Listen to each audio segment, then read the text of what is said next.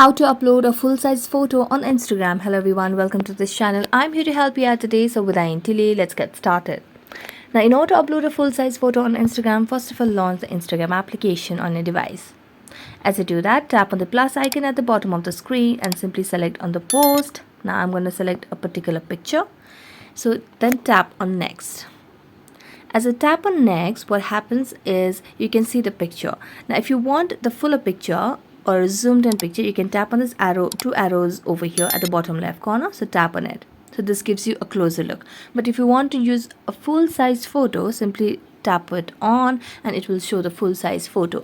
Now you just have to tap on the next option. You can add audio, text, anything, and then here you can add captions, tag people, and then simply just tap on share and you will be able to upload a full-size photo on Instagram. So that's it. Thank you so much for watching this video. See you next time.